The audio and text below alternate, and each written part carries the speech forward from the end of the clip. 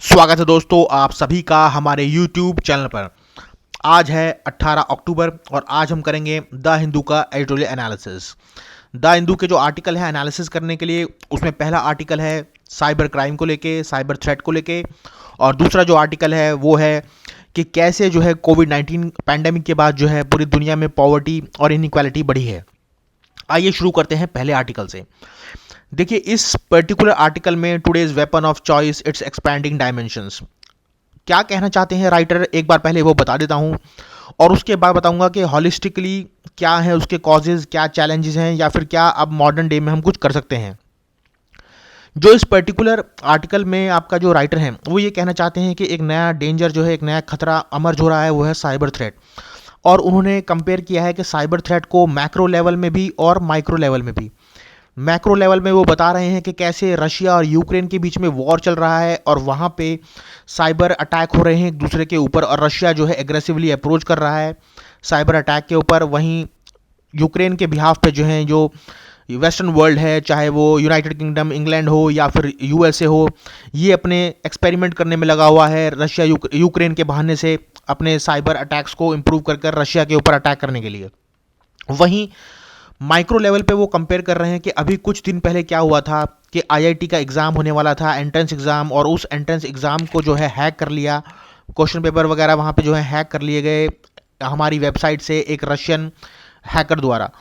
तो वो बता रहे हैं कि ये माइक्रो लेवल से लेके मैक्रो लेवल तक जो है फैला हुआ है आपका जो इसका थ्रेट है, और अब ज़रूरत है इस पर कुछ काम धाम करने की, ताकि जो है इस तरह की जो चीज़ें हैं जो आने वाले समय में होने वाली हैं, एक वेपन की तरह इस्तेमाल होने वाला है साइबर थ्रेट। और ये वेपन बहुत ज़्यादा खतरनाक होगा क्योंकि ये एक हाइब्रिड वेपन है जो कि सड़क पे चलते हुए राहगीर से लेकर बड़ी से बड़े देश और सरकारों को जो है हिला सकता है।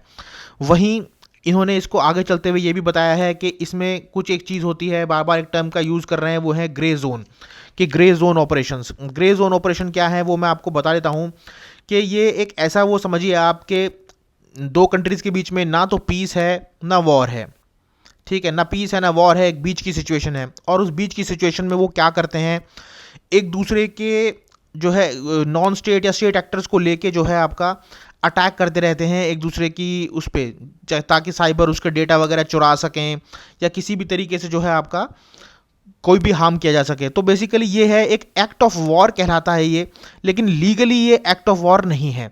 ये इसलिए कहते हैं इसे ग्रे जोन, कि ये ग्रे जोन है between the war and piece.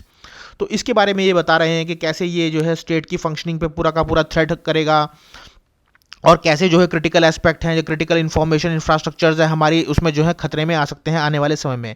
Specially Indian military के लिए जो बहुत बड़ा खतरा है साइबर थ्रेट, उसी को लेकर इन्होंने बताया है। और फर्दर इन्होंने ये बताया है कि इसके बहुत ही ज़्यादा सेवियर कॉन्सिक्वेंसेज होंगे। ग्रे जोन वारफेयर जो है बहुत बड़े लेवल पर जो है फैल चुका है पूरे इंडिया में। आईआईटी एग्जामिनेशन वाली बात कही है तो वो भी मैंने आपकी इसमें कवर कर दी। तो बस यही सब बातें कह रहे हैं ये। अब ओवरऑल हम देख लेते हैं कि क्या है ये पूरा का पूरा सिस्टम। और इन्होंने एक और चीज़ जो है कंपेयर की है, उन्होंने कहा है कि कैम्ब्रिज एनालिटिका एक स्कैंडल था, आपको मैं बता दूं, जो कि कैसे जो है यूएस के इलेक्शंस को इन्फ्लुएंस किया गया था ट्रंप के टाइम में। तो यूएस के इलेक्शंस को इन्फ्लुएंस किया था कैम्ब्रिज एनालिटिका ने, और इसके लिए काफ़ी मोटा पैसा लिया था ट्रंप से, और उसको इन्फ्लुएंस करके जो है ऐसा बताया जाता है कि ट्रंप फिर इलेक्शन जीत गए थे। और इसके अलावा फेसबुक भी जो है बहुत बड़े लेवल पे जो है मैनिपुलेशन कर रहा है पर्सनल डेटा की। तो इन्होंने बताया है कि कैसे वो हर चीज़ में एंटर कर गया है, हर डोमेन में हो गया है। चाहे आप पढ़ाई लिखाई का आईआईटी वगैरह का ले लीजिए एग्ज़ाम्स का, या फिर आप ले लीजिए कि जनरल इलेक्शंस में भी इन्वॉल्वमेंट होने लगी है साइबर एस्पियोनेज की या साइबर थ्रेट की। और इसके अलावा रशिया यूक्रेन या दूसरी बड़े देशों के बीच में तो ये सब चल ही रहा है। तो ओवरऑल इसी के बारे में इन्होंने बताया है और इसी से ये खतरा दर्शा रहे हैं। बहरहाल हम थोड़ा सा डिटेल में इसको वो कर लेंगे। आप सभी ने जो है इसको सुना होगा कि साइबर एस्पियोनेज, साइबर थ्रेट, इस तरह के जो टर्म्स हैं आप बार बार सुनने में आते हैं, साइबर वॉर वगैरह। और हमारे देश में भी जो है बहुत सारे इस तरह के साइबर अटैक हो चुके हैं। चाहे आप समझ लीजिए कुडानकुलम जो है एक न्यूक्लियर पावर स्टेशन है जिसके ऊपर जो है अटैक हुआ था कुछ टाइम पहले। इसके अलावा जो है एक वानाक्राई करके भी एक वो आया था रैंसमवेयर, जिसमें जो है क्या था कि ये 2017 में हुआ था, और इसके अंदर ऐसा था कि जो डिवाइसेस थे उनके अंदर ये कुछ वायरस टाइप चला गया, और उसके बाद जो है हमारे जो यूज़र्स हैं वो उस डिवाइस को एक्सेस ही नहीं कर पा रहे थे, और इसकी वजह से उन्हें एक हैवी रैंसम देना पड़ा था क्रिमिनल्स को। और जो बड़ी बड़ी सिटीज़ हैं इंडिया में, चाहे वो कलकत्ता, दिल्ली, पुणे, मुंबई वगैरह, ये बहुत ज़्यादा इम्पैक्ट हुई थी क्योंकि इन्होंने बड़ी सिटीज़ को निशाना बनाया था।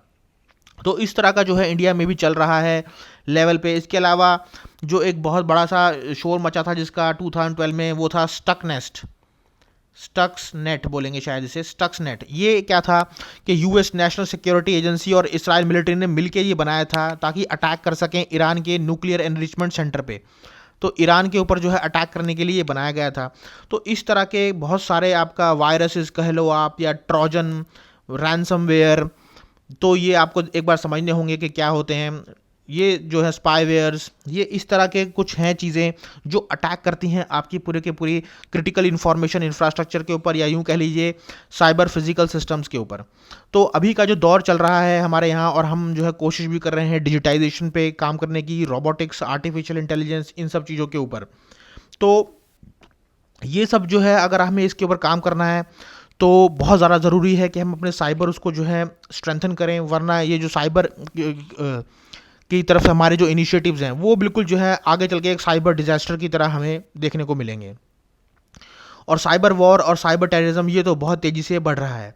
तो बहुत सारे चैलेंजेस हैं इसे लेके जो हमारे देश में भी हैं और दुनिया में भी हैं। पहला जो चैलेंज मैं आपको बात करूंगा इसमें, वो ये है कि देखिए, इसमें जो हमारा माइंडसेट है हमारी कंट्री का, या यूं कह लीजिए हमारी सरकारों का, वो है कि इंफ्रास्ट्रक्चर बनाना है। और इंफ्रास्ट्रक्चर जो है आपका वो एलपीजी, लाइबरलाइजेशन, प्राइवेटाइजेशन, ग्लोबलाइजेशन के मॉडल से ही वो चल रहे हैं, कन्वेंशनल एटीट्यूड है उनका। और उनके लिए इंफ्रास्ट्रक्चर मतलब है कि इलेक्ट्रिसिटी की वो बना देना, कोई टेलीकॉम का वो बना देना, प्राइवेट सेक्टर को बुला के जो है कुछ इंफ्रास्ट्रक्चर में रोड्स, ब्रिजेस बना देना। तो इंफ्रास्ट्रक्चर की तरफ जो है उनका ये तो ध्यान है, लेकिन वो जो साइबर अटैक की जो प्रिपरेशन होनी चाहिए वो अभी तक जो है वो कंसर्न में नहीं आई है उनके। सभी जो भी गवर्नमेंट हो या दूसरे प्राइवेट पार्टीज़ हों, वो सब सिर्फ फोकस कर रहे हैं प्रॉफिट्स पे, और वो इन्वेस्ट नहीं करना चाहते ऐसे इंफ्रास्ट्रक्चर में जो कि प्रॉफिट जनरेट नहीं करेगा। तो अभी सबसे बड़ी चीज़ यही है कि हमारे यहाँ जो है इंफ्रास्ट्रक्चर नहीं है। फिर दूसरी जो बात आती है वो है कि एक सेपरेट प्रोसीजर कोड होना चाहिए। कोई भी सेपरेट प्रोसीजर कोड नहीं है हमारे यहाँ पे। आप ये समझिए कि कोई कैसे इन्वेस्टिगेशन करे, कि अगर किसी भी इन्वेस्टिगेशन करने का किसी भी उसमें कोई एक प्रावधान होता है तो उसका एक प्रॉपर एक कोड होता है कि कैसे जो है इन्वेस्टिगेशन की जाएगी और कैसे नहीं की जाएगी, कौन कौन से प्रोसीजर फॉलो करने होंगे। तो एक ऐसा प्रोसीजर कोड बनाना चाहिए जो कि अभी तक नहीं बनाया गया है। तीसरी बात जो है आपका कि इसके अंदर ट्रांसनेशनल नेचर बोलते हैं जिसे, मतलब एक देश में बैठा हुआ बंदा और दूसरे देश में जो है अटैक कर रहा है, तो इसमें जोग्राफिकल बाउंड्रीज तो है ही नहीं, कोई जोग्राफिकल बाउंड्री नहीं है। बहुत मुश्किल है किसी को ट्रेस करना कि कहाँ से कोई अटैक कर रहा है, और इसलिए जो अटैकर है वो हमेशा जो है एनोनिमस रहता है। वहीं जो एक पर्टिकुलर देश की जो आप समझ लीजिए पुलिस है या कोई एजेंसी है, तो उसकी जुरिस्डिक्शन सिर्फ उसी टेरिटरी तक होती है। तो वो उस टेरिटरी में रहने वाले लोगों को तो अरेस्ट कर सकता है, रोक सकता है, लेकिन उनके खिलाफ कार्रवाई कैसे करे जो दूसरे देशों में बैठे हुए हैं। तो यही होता है ट्रांसनेशनल नेचर जो कि साइबर अटैक्स का है। वहीं हम लोग जो है बार बार कोशिश कर रहे हैं कि हम अपने डिजिटल इकोसिस्टम को जो है एक्सपैंड करें, और उसके लिए हमने बहुत सारे एफर्ट्स भी किए हैं। बहुत सारे जो है नेशनल हेल्थ इंफ्रास्ट्रक्चर जो है उसमें डिजिटल मिशन इंट्रोड्यूस कर दिया, चाहे दूसरी चीज़ें हों, 5G टेक्नोलॉजी हम लेके आ रहे हैं। इसके अलावा इंटरनेट ऑफ थिंग्स हैं, और सिटीज़न डेटा जो है आज की डेट में हमारा आधार से लिंक हुआ पड़ा है। तो बहुत सारी चीज़ें जो हैं हमारी डिजिटल हो चुकी हैं, और ये जो है हमें और वल्नरेबल बना रही हैं कि पोटेंशियल हैकर्स जो हैं इसको यूज़ कर सकते हैं और हमारे खिलाफ जो है कोई भी साइबर क्राइम कर सकते हैं। वहीं हमारे जो देश में है जो एक्सपर्टीज़ है वो बहुत ही कम है, बहुत ही ज़्यादा जो है लिमिटेड है। वो बहुत सारे ऑफेंसेस हैं जैसे क्रिप्टो करेंसी को लेके या दूसरी चीज़ों को लेके, वो बहुत सारे सामने आए हैं, और उसमें देखा गया है कि बहुत चीज़ें के जो है आपका पुलिस कुछ कर ही नहीं पाती, उन्हें कुछ समझ ही नहीं आता कि क्या है। इतनी कई बार तो ऐसा हुआ है कि बैंकों में से लोगों के पैसे निकल गए, लेकिन उन्हें ये पता नहीं चला कि वो कहाँ जाएं। जब वो किसी पुलिस थाने में जाते हैं तो वो आगे कहीं और भेज देते हैं, और उसके बाद होता ये है कि कुछ भी नहीं हो पाता, और वो बात जो है फिर ठंडे बस्ते में गिर चली जाती है। तो इस तरह के जो है इश्यूज़ हैं वो हमें देखने को मिल रहे हैं। ऑल्दो गवर्नमेंट ने कुछ प्रोविजंस बनाए हैं, चाहे आप ये कह लीजिए कि नेशनल साइबर सिक्योरिटी स्ट्रैटेजी हो, कंप्यूटर इमरजेंसी रिस्पांस टीम हो, या फिर एक I4C करके आया था जो कि Indian cyber crime coordination centre था, जो कि बहुत सारे इश्यूज हैंडल करता है साइबर क्राइम को लेके कॉम्प्रिहेंसिव एंड कोऑर्डिनेटेड मैनर में। और गवर्नमेंट ऑफ इंडिया ने एक साइबर स्वच्छता केंद्र भी बनाया कि साइबर स्वच्छता केंद्र होंगे जहाँ पे आपका एक जो है बॉट नेट वगैरह के इन्फेक्शंस अगर कहीं हो जाते हैं तो वो डिटेक्ट कर सके कि वो केंद्र बनाए थे। तो इस तरह की कुछ इनिशिएटिव्स तो लिए गए हैं, पर अभी भी जो है उस तरह का हमें रिजल्ट नहीं मिला है जैसे हमें मिलना चाहिए। इनफैक्ट IT एक्ट भी बनाया गया है जो इन सब चीज़ों को देखने के लिए है। वहीं मॉडर्न डे में जो है इसके लिए कुछ मॉडर्न सॉल्यूशंस की ज़रूरत है। आप जानते हैं कि लगातार कुछ ना कुछ चलता ही जा रहा है। तो मॉडर्न सॉल्यूशंस में हम इसमें कंसिडर कर सकते हैं कि देखिए, सेंटर और स्टेट इन दोनों को जो है क्लोज कोऑर्डिनेशन रखना होगा। कैसे क्लोज कोऑर्डिनेशन रखना होगा? क्योंकि आप समझते हैं कि जो पुलिस और पब्लिक है, पुलिस हमेशा जो है वो आपकी स्टेट लिस्ट में आती है और सारा काम जो है वो पुलिस को करना होता है। प्राइमरी ऑब्जेक्टिव यही होता है कि क्राइम को रोकें और नेसेसरी साइबर इंफ्रास्ट्रक्चर बनाएं। तो वो साइबर इंफ्रास्ट्रक्चर तो स्टेट्स को बनाना है, लेकिन जो इससे रिलेटेड साइबर से रिलेटेड लेजिस्लेशंस हैं, कानून हैं, वो काम जो है आपका वो सेंटर का है। तो जब तक सेंटर और स्टेट के बीच में तालमेल नहीं होगा, सेंटर जो है प्रॉपर कंसल्टेशन नहीं करेगी स्टेट्स के साथ, और एक स्टैट्यूटरी गाइडलाइंस जो है आपका फ्रेम आउट नहीं की जाएंगी, तो साइबर क्राइम को लेके कुछ भी ढंग से कुछ काम करना बहुत ही मुश्किल है। और इसके लिए आपका साइबर इंफ्रास्ट्रक्चर चाहिए, तो वो साइबर इंफ्रास्ट्रक्चर तो स्टेट बनाएगी, लेकिन लॉज की जो भी बात है तो वो लॉज तो सेंटर बनाएगी। और लॉज जो है आपके वो इंफ्रास्ट्रक्चर के साथ हार्मनी में होना चाहिए, और ये तभी पॉसिबल है जब सेंटर और स्टेट जो है मिलकर काम करें। वहीं दूसरा जो है, वहाँ कोशिश करनी चाहिए हमें कि अपने साइबर लैब्स को हम अपग्रेड करें। मैं आपको बता दूं कि हमारे यहाँ जो साइबर लैब्स हैं वो इतने पोटेंशियल, इतने कैपेबल नहीं हैं, इतनी कैपेबिलिटीज़ नहीं हैं वहाँ लैब्स में, और वहाँ जो टेक्नोलॉजीज़ हैं वो भी इतनी ज़्यादा इनोवेटिव नहीं है। सब ऑब्सोलेट टेक्नोलॉजीज़ हैं, काफ़ी साल पहले की हैं। सिर्फ एक दिल्ली पुलिस है जिसके पास कुछ अच्छा माना जाता है कि कुछ उनके पास डिटेक्शन और प्रिवेंशन और अवेयरनेस को लेके कुछ टेक्नोलॉजीज़ हैं। अदरवाइज जो दूसरे साइबर लैब्स हमारे यहाँ बने हुए हैं, चाहे हरियाणा में ले लीजिए या यूपी वगैरह में, वहाँ पे जो है इतने अच्छे नहीं हैं। और उनके पास जो है प्रॉपर तरीका भी नहीं है कि कैसे जो है उन किसी भी इन्वेस्टिगेशन को शुरू करना है, और कैसे उसको मतलब शुरुआत कहाँ से करनी है, और कैसे फिर धीरे धीरे करके चेन बना के फिर उसे पकड़ना है। तो उस तरह की चीज़ें जो है काफ़ी लैक्यूना है, काफ़ी जो है वो दिखाई नहीं देती हैं कहीं भी। तीसरी चीज़ जो है आपका इसमें वो है कैपेसिटी बिल्डिंग। कैपेसिटी बिल्डिंग आप समझिए कि हमारे यहाँ जो ऑलरेडी मैं बता चुका हूँ कि जो भी ऑफिशियल्स हैं, जो पर्सनल हैं, उनके पास जो है आपका इतना पोटेंशियल नहीं है, उनके पास जो है प्रॉपर टेक्निक नहीं है और इन्फॉर्मेशन भी नहीं है। इसलिए हमें जो है सेपरेट साइबर पुलिस स्टेशन बनाने चाहिए, और ये साइबर पुलिस स्टेशन जो है लगभग हर स्टेट में, हर डिस्ट्रिक्ट में होने चाहिए, ताकि वहाँ पे जो है टेक्निकली क्वालिफाइड स्टाफ जो है रखा जा सके हर पुलिस स्टेशन में, और उन्हें पता हो कि कैसे जो है हमें डील करना है पूरे के पूरे साइबर क्राइम से। वहीं कोशिश अगली ये भी होनी चाहिए कि हम रिफॉर्म करें जस्टिस डिलीवरी सिस्टम को। क्या है इसका मतलब जस्टिस डिलीवरी सिस्टम का? देखिए, एक तरीका होता है काम करने का। ये जो साइबर क्राइम है ये ट्रेडिशनल क्राइम से बिल्कुल अलग है। ट्रेडिशनल क्राइम में जो है एक तरीका होता है कि भाई अगर कहीं मर्डर हुआ है या किसी तरह की कोई भी हरकत हुई है, तो पहले पुलिस वहाँ जाती है, फॉरेंसिक लैब को बुलाती है, और फॉरेंसिक लैब वहाँ आके धीरे धीरे जो है उस घर का सारा ट्रेस कर लेते हैं, फिंगरप्रिंट्स वगैरह ले लेते हैं, और भी केमिकल वेमिकल डाल के जो है बहुत सारी चीज़ रिकवरी कर लेते हैं। लेकिन यहाँ पे जो है हमारे ऑफिशियल्स को कुछ यूनिफॉर्म प्रोसीजर ही नहीं पता कि कैसे इलेक्ट्रॉनिक एविडेंस को कलेक्ट किया जाता है, कैसे इलेक्ट्रॉनिक एविडेंसेस को जो है आपका यूज़ किया जाता है। इवन वो अगर कुछ छेड़छाड़ करते हैं तो उससे जो है इलेक्ट्रॉनिक एविडेंस जो वहाँ पे अवेलेबल होता है वो गायब हो जाता है। और इलेक्ट्रॉनिक एविडेंस ऐसी चीज़ है कि अगर आपने हल्की फुल्की भी कुछ गड़बड़ कर दी और वो वहाँ से सिस्टम में से चला गया तो फिर वो चला जाएगा, उसे रिकवर करना मुश्किल है। तो उस तरह की चीज़ें जो हैं देखने में आ रही हैं।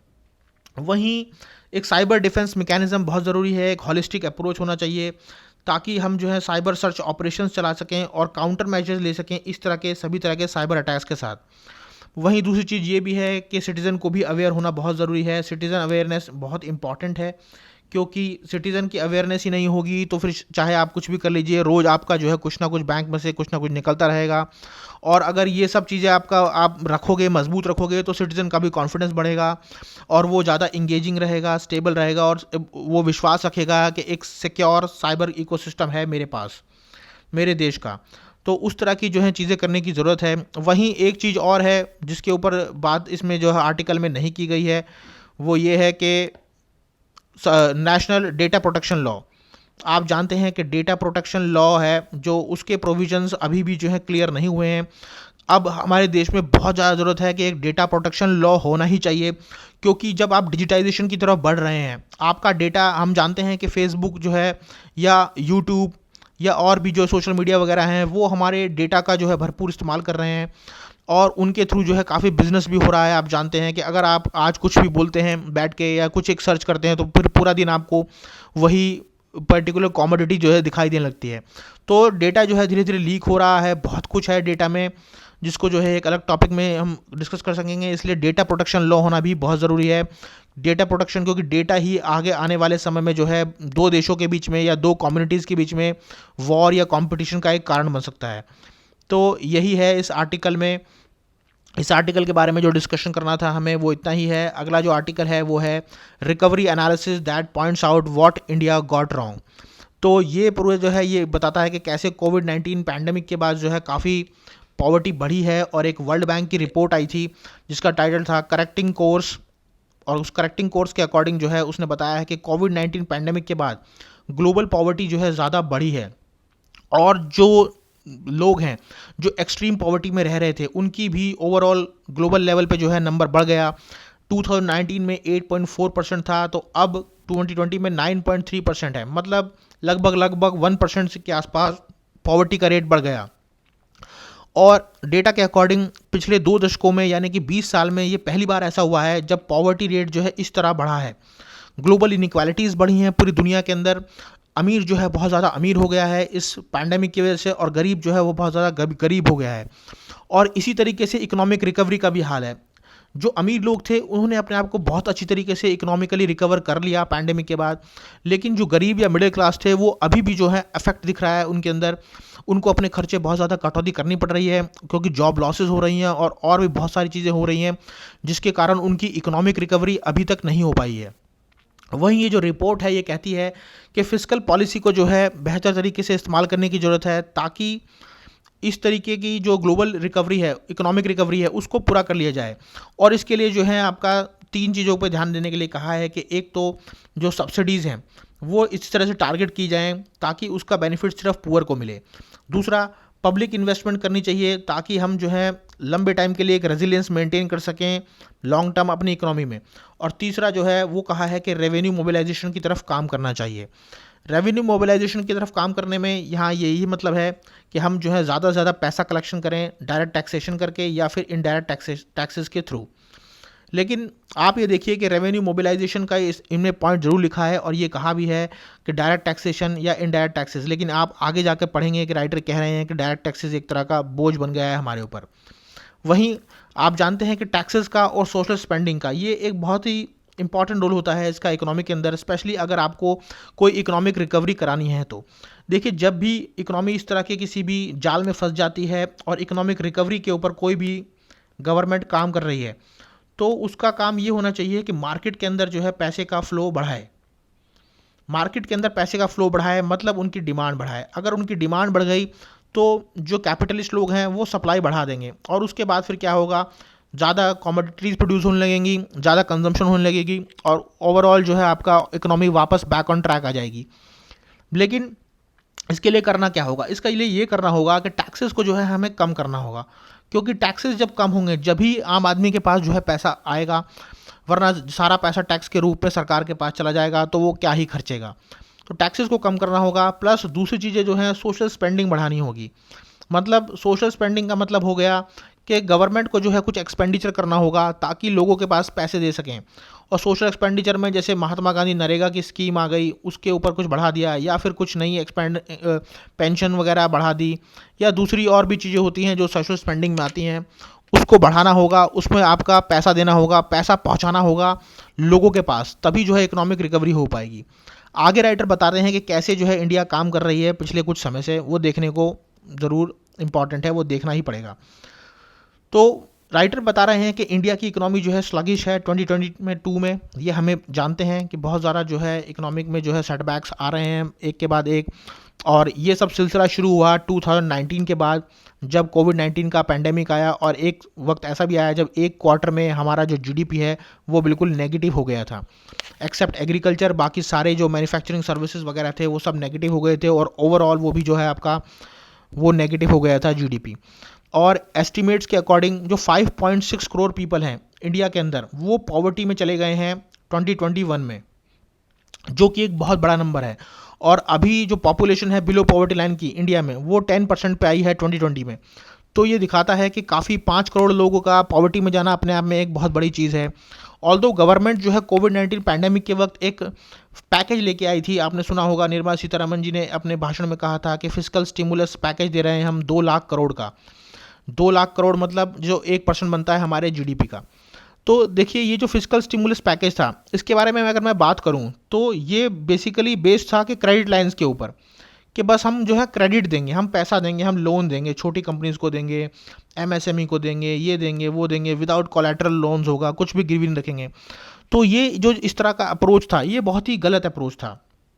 ये देखिए कि अगर आपको जो काम करना चाहिए वो आपको जो है डिमांड साइड पे करना चाहिए।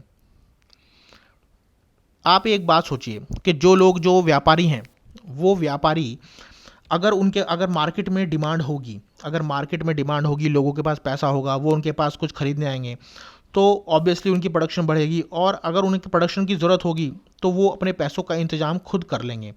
आप इस चीज़ की चिंता मत कीजिए कि ये स्टिमुलस पैकेज देंगे या ये काम होगा। जो जानता है कि मुझे व्यापार करना है, उसको पता है कि मुझे पैसा कैसे अरेंज करना है, वो मार्केट में ब्याज से उठा लेगा, या फिर कोई बैंक से ले लेगा, या इनफॉर्मल तरीके से वो पैसा भी उठा सकता है। वहीं गवर्नमेंट का जो काम था वो ये काम होना चाहिए था कि उनको लोगों के जो है डिमांड बढ़ानी चाहिए थी। इस तरह काम करना चाहिए था कि डिमांड बढ़े, ताकि डिमांड बढ़ेगी तो वो आपका उनके पास जाएंगे सामान लेने के लिए, सामान वाले जो है और प्रोड्यूस करेंगे। लेकिन डिमांड के ऊपर जो है कोई काम नहीं किया फिस्कल स्टिमुलस पैकेज में। सिर्फ ये कहा कि हम लोन देंगे इन कंपनीज़ को, एमएसएमई को, छोटे स्मॉल कॉटेज इंडस्ट्रीज़ को। तो आप ये बताइए कि जब मार्केट में डिमांड ही नहीं होगी, जब मार्केट में व्यापार ही नहीं होगा, तो वो लोन लेके भी क्या करेगा? तो उसका लोन लेना भी जो है किसी काम का नहीं रह जाता। तो इसलिए जो है ये बताया गया है कि ये जो गवर्नमेंट का इनिशिएटिव था, ये बोलना कि मैंने फिस्कल स्टिमुलस दे दिया 2 लाख करोड़ का, ये किसी भी काम का नहीं था। और इसी में इन्होंने एग्जाम्पल के तौर पे बताया है कि जो महात्मा गांधी नरेगा वेजेस थी, उसके अंदर सिर्फ 20 रुपीज़ का ही हाइक किया गया। तो ये देखिए कि 20 रुपीज़ का जो हाइक करना है, ये अपने आप में बताता है कि जो उनकी तरफ से डिमांड है, जब उनके हाथ में पैसा ही नहीं आएगा तो फिर वो डिमांड कैसे बढ़ेगी? तो इस पे काम करना चाहिए था कि उन्हें डिमांड बढ़ानी चाहिए थी। रादर उन्होंने जो है आपका डिमांड बढ़ाने पे बिल्कुल ध्यान नहीं दिया, और उन्होंने जो है आपका लोन देने की बात करने लगे। वहीं राइटर आगे चल के बताते हैं कि अभी हमारे देश में, इंडिया में 80 करोड़ लोग ऐसे हैं जो पुअर हैं और जिनको फूड एड मिल रहा है प्रधानमंत्री गरीब कल्याण अन्न योजना के थ्रू, जो कि एक अच्छा भी है। और इसके अकॉर्डिंग जो है 3.90 लाख करोड़ का जो है अभी तक खर्च आ चुका है। हाउएवर, इसके बावजूद, इस तरह का फूड एड प्रोवाइड करने के बावजूद भी इंडिया की जो रैंक है, अभी परसों जो ग्लोबल हंगर इंडेक्स आया है उसमें 107 आई है 121 कंट्रीज़ में से। तो ये एक तरह का जो है एक इंडिकेशन है, ये दिखाता है कि इस तरह की जो फूड एड है, जो भी फूड सप्लाई कर रहे हैं हम, ये कोई लॉन्ग टर्म सॉल्यूशन नहीं है। क्योंकि ये फूड एड भले ही प्रोवाइड कर रहे हैं, लेकिन ये जो मेन प्रॉब्लम है क्रॉनिक माल न्यूट्रिशन की हमारे देश में, वो इस तरह के फूड एड प्रोवाइड करने से जो है सॉल्व नहीं होगी। लोगों का जो है आपका माल न्यूट्रिशन का लेवल कम नहीं होगा। वहीं जो टैक्स पॉलिसीज़ हैं उस पर कुछ सवालिया निशान उठाए गए हैं, और राइटर बताते हैं कि कॉरपोरेट का जो टैक्स है वो तो गवर्नमेंट ने रिड्यूस कर दिया, और रिड्यूस करके 30% से 22% कर दिया, ताकि उनके ऊपर जो है ज़्यादा बोझ ना पड़े और वो अपने जो है अच्छी तरीके से ग्रोथ कर सकें। और इसका नतीजा भी कॉरपोरेट्स को मिला है। कॉरपोरेट्स के प्रॉफिट जो है पहले से बढ़े हैं, लेकिन जो इनइक्वालिटी है वो बहुत ज़्यादा बढ़ गई है। जो पुअर था वो पुअर हो गया, और जो अमीर था वो अमीर हो गया, जिससे दिखाता है कि जो गवर्नमेंट का जो डिसीजन था, टैक्सेस सिर्फ और सिर्फ उन लोगों के लिए बढ़ाए गए, कॉरपोरेट के लिए बढ़ाए गए, वो तो आपका प्रॉफिट्स बना गए वो, और जो अमीर आदमी, जो मिडिल क्लास आदमी था, उसके लिए जो है टैक्सेस बढ़ा दिए गए। गुड्स एंड सर्विसेज टैक्स आप जानते हैं कि बढ़ा दिया गया है, यहाँ तक कि कुकिंग हो, ट्रांसपोर्ट फ्यूल्स हो, इस तरह से जो है आपका बढ़ा दिया जा रहा है। अभी रिसेंटली जो आया था वो ये था कि दही, पराठे और बहुत सारे आपके जो डेली के खाने पीने की चीज़ें हैं उन पर भी टैक्सेस बढ़ा दिए गए हैं। तो ये दिखाता है कि एक अनइक्वल तरीके का जो है पूरा का पूरा प्रोविज़न है, बहुत ही ज़्यादा इनइक्वालिटी है, और इससे होगा ऑब्वियसली यही होगा कि इनइक्वालिटी बढ़ेगी, क्योंकि आप जो है ऑलरेडी उनको छूट दे रहे हो जो ऑलरेडी जो है बहुत सारा पैसा एक्यूमुलेट करके बैठे हैं। वहीं जिनके पास जो है चीज़ें, मिनिमल चीज़ें हैं, उनके ऊपर आपने टैक्सेस लगा दिए हैं, चाहे वो जीएसटी की फॉर्म में हो या फिर दूसरी सभी चीज़ों की फॉर्म में। तो इससे क्या है, एक डिसप्रोपोर्शनेट बर्डन पड़ेगा पुअर के ऊपर, जिसके बारे में जो है ये बात कर रहे हैं। वहीं अब जो ज़रूरत है आगे, ऑलरेडी इन्होंने ये पूरा का पूरा जो सिनेरियो है वो तो बता ही दिया। उन्होंने कहा है कि करंट की जो सरकार है या कुछ वो हैं जो इंटेलेक्चुअल्स हैं अभी, वो उनके ऊपर जो है उनके उससे वाक़या नहीं रखते कि कैश ट्रांसफर्स किया जाए, लेकिन इनका ये मानना है कि पब्लिक के हाथ में जो है ज़्यादा पैसा होगा, पुअर के हाथ में पैसा होगा, तभी जो है इकोनॉमिक रिकवरी हो पाएगी। और अभी की जो गवर्नमेंट है वो फिस्कल डेफिसिट को कम करने में लगी है। उनका जो वो है, आप जानते हैं कि एन के सिंह कमेटी बनी थी, जिन्होंने जो है आपका ये कहा था कि 4% के आसपास जो है रखें फिस्कल डेफिसिट को 2030 तक जो है, और इससे भी कम करने की कोशिश है। तो अभी जो गवर्नमेंट है वो इसी के प्रिंसिपल पे काम कर रही है कि उनको फिस्कल डेफिसिट कम करना है, और फिस्कल डेफिसिट कम करने की अवज में जो एक्सपेंडिचर है, जो कैश ट्रांसफर्स हैं, जो लोगों के हाथ में जो पैसा देने की ताकत है, उसको वो कम करते जा रहे हैं। और इसी के लिए जो जो ये कम हो रहा है, तो आपका जो डिमांड है वो नहीं बढ़ पा रही है, और हमारी जो इकोनॉमी है उसकी रिकवरी नहीं हो पा रही है, या फिर यूँ समझ लीजिए कि इसकी इकोनॉमिक रिकवरी होने में बहुत टाइम लगेगा। तो यही था पूरा आर्टिकल, जिसमें आपका उन्होंने बताया है कि इकोनॉमिक मिसमैनेजमेंट है ये पूरी की पूरी, जिसकी वजह से 5.5 करोड़ लोग जो है ऑलरेडी एक्सट्रीम पॉवर्टी में जा चुके हैं, और अभी भी कोई साइन नहीं दिख रहा कोर्स करेक्शन का, कोई भी ऐसी उम्मीद नहीं दिख रही, सरकार के निर्णयों में कुछ भी ऐसा पॉजिटिव नहीं दिख रहा कि जहां से लगता हो कि इकोनॉमिक रिकवरी हो जाएगी और बैक टू नॉर्मल हो जाएगी। तो यही था पूरा का पूरा आर्टिकल। इसी तरह के आर्टिकल का एनालिसिस देखने के लिए लाइक कीजिए, शेयर कीजिए और सब्सक्राइब कीजिए।